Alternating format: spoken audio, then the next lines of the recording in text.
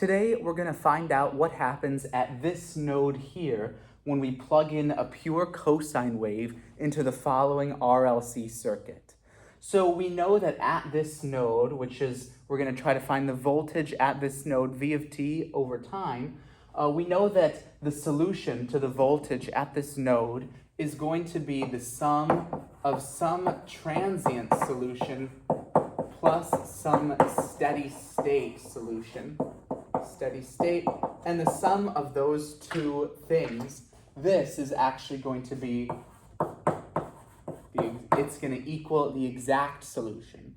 So let's say that the steady state solution at that node looks something like this.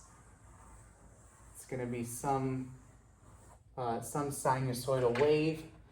And this, so this is the steady state solution. Well, the exact solution is also going to have this transient part, which is determined by the system's initial conditions. And this transient part is going to affect the behavior of the voltage at the beginning, your time equals 0, but the transient is eventually going to die out as time approaches infinity, and the exact solution will only then resemble the steady state. So with the transient, though, the exact solution might look something like this. So we have something like this, and then it sort of comes down and converges to the steady state. So we're going to have some transient behavior up here from the transient before the exact solution converges to the steady state. So how could we go about finding the exact solution? Well, we could, as in previous videos, apply the Laplace transform to the circuit, then just use the Laplace transform table, and that will give us the exact solution. It allows us to take into account initial conditions. However, that's going to be a lot of work. The Laplace transform is itself a lot of work, and why do all that work when this transient behavior here for the exact solution isn't actually that important? It only matters for a very short amount of time before it dies out. So why go through all the work using the Laplace transform to find the exact solution when really only the steady state solution is very important? So let's just look at finding the steady state solution. And a way to find the steady state solution is to use the method of phasors. We're just going to convert this entire circuit into the phasor domain. Recall that if we have some wave that looks like this, then in the phasor domain, this is actually just going to be represented by the complex number ae to the j phi, where j is the imaginary unit.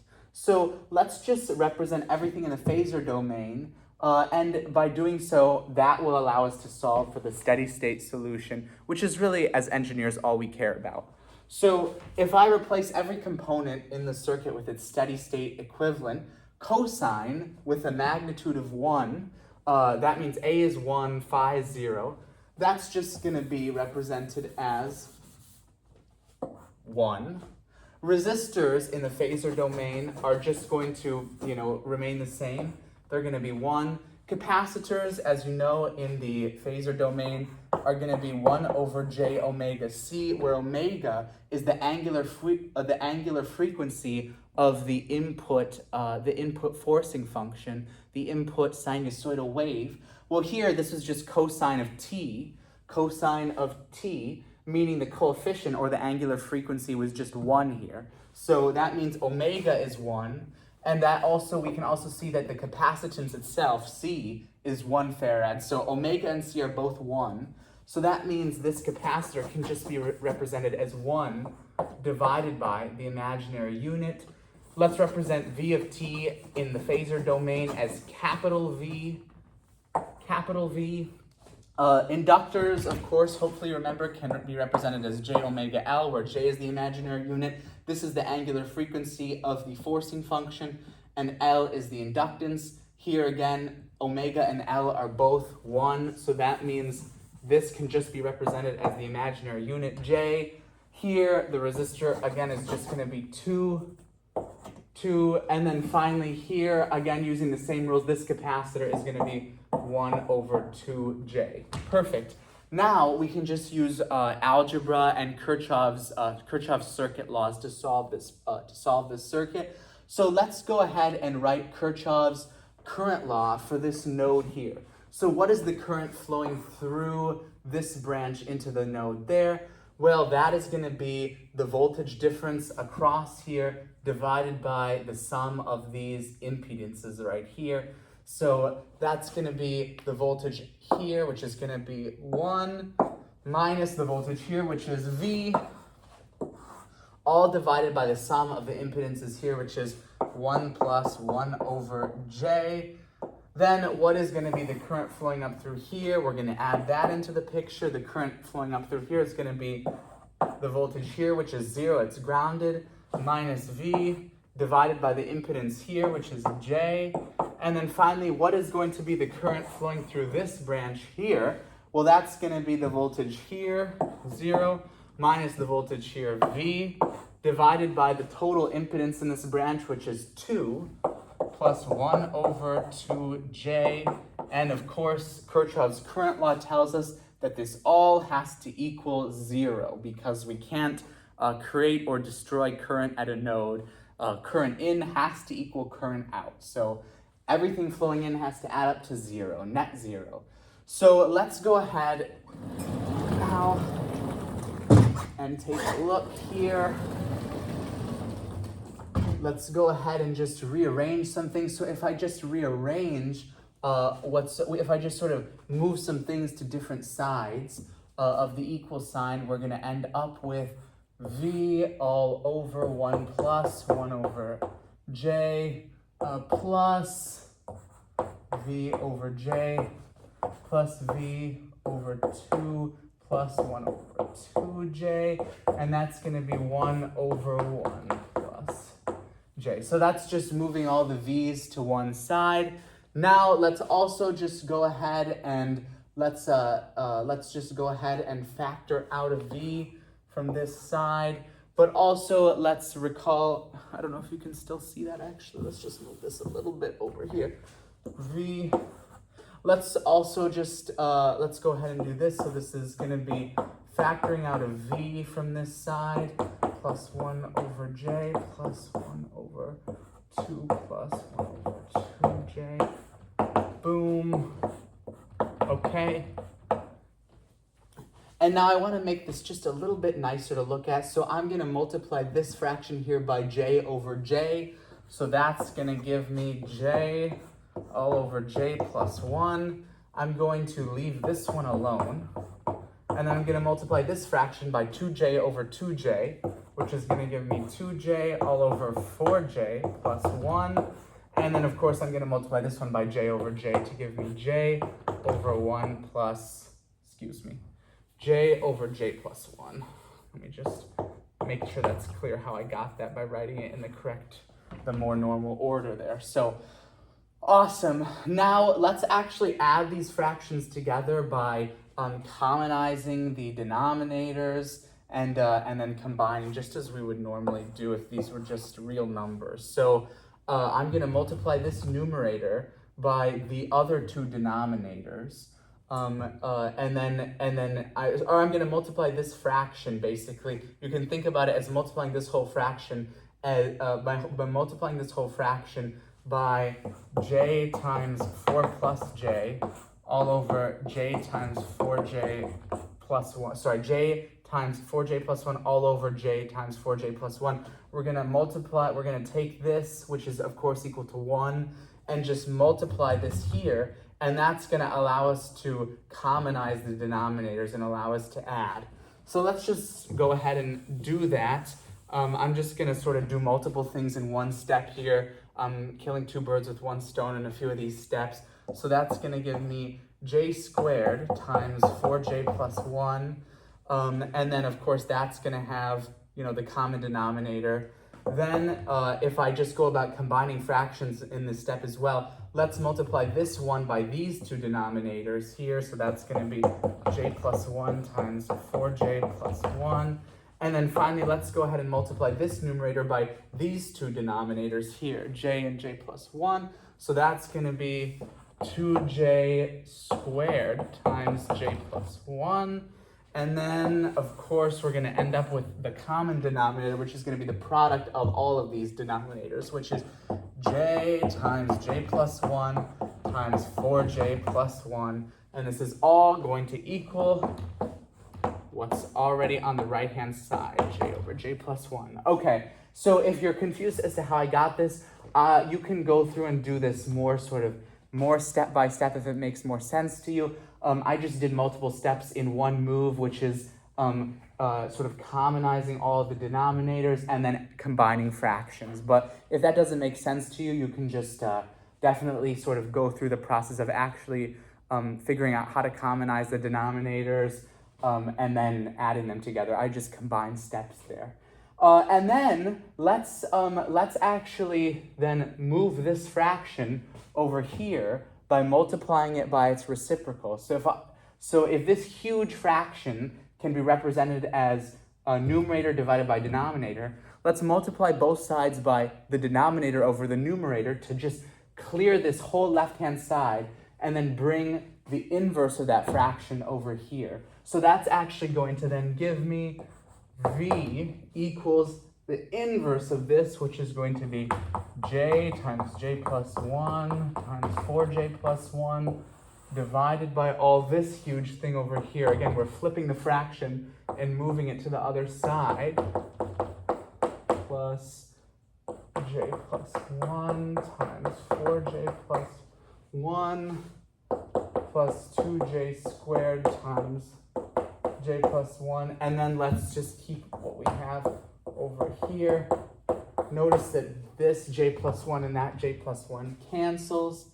And now we can sort of go about, just sort of just making this a little bit simpler by distributing some things and, just overall sort of combining things we can combine. So I see a j and I see a j over here. I know that j times j is -1. So that means let me just distribute that -1 into this parenthesis. So that's going to be -4j minus 1. Perfect. And now let's just go about also sort of distributing everything out in these denominators. So j squared, again, by definition, is -1. So then let's distribute that out over here. So that's going to be -4j minus 1. Over here, this is going to be, let's just FOIL that out. So that's going to be 4j squared plus 4j squared plus j plus 4j plus 1. And then finally over here, j squared again is -1, so that's basically a -2 outside the parentheses. So that's just going to be -2j minus 2. Okay, perfect. Let's also just go about now canceling some things we can cancel. I see a -4j and a +4j. I see a -1 and a +1. And then finally, what does that leave us with? I see a -4j minus 1.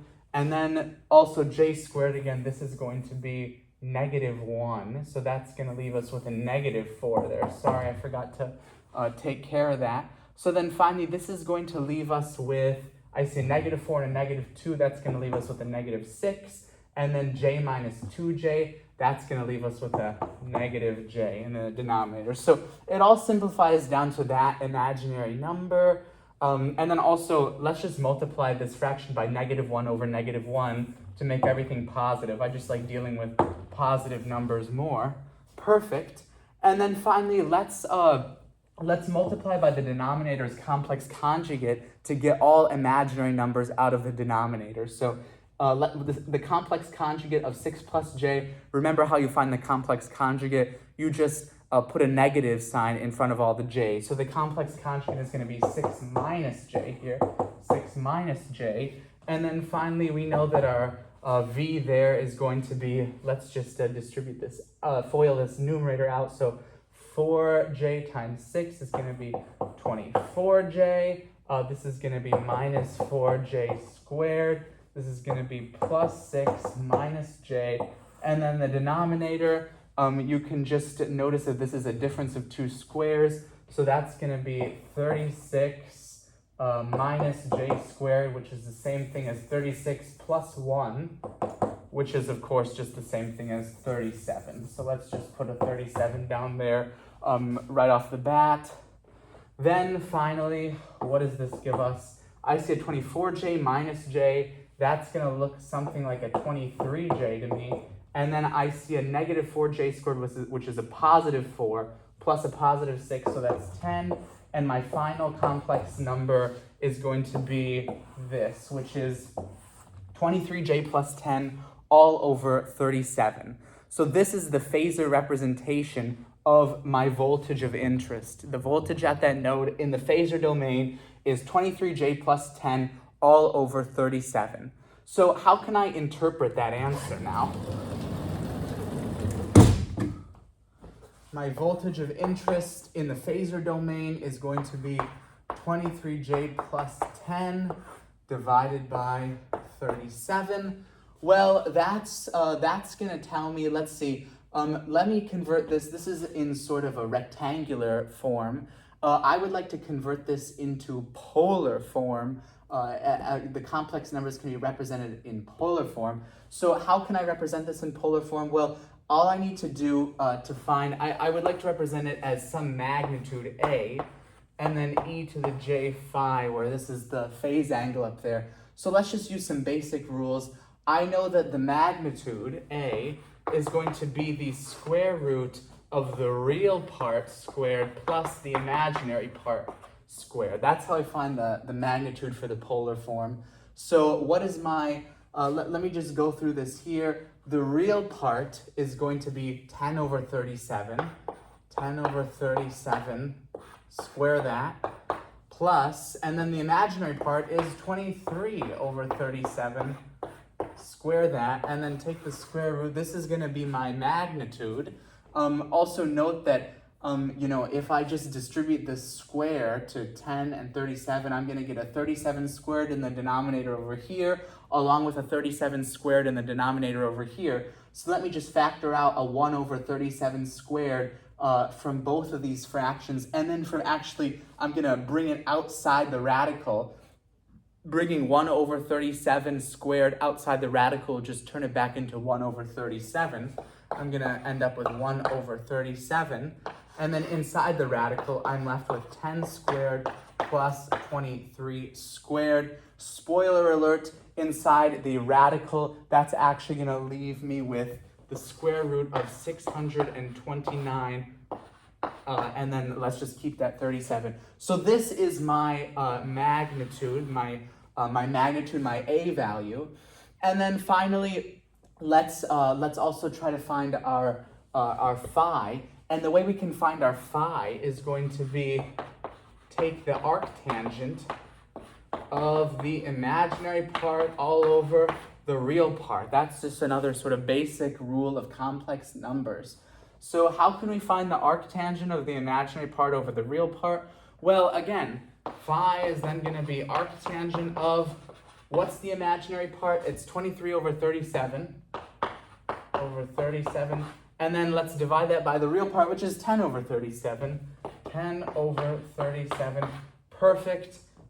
These 37s don't matter. They cancel. And that means my final angle is going to be arctangent of 23 divided by 10. Okay, perfect. So if I want to write my final answer now, I know that in the polar representation, my phasor is going to be root 629 over 37 EJ arctangent of 23 all over 10. Perfect.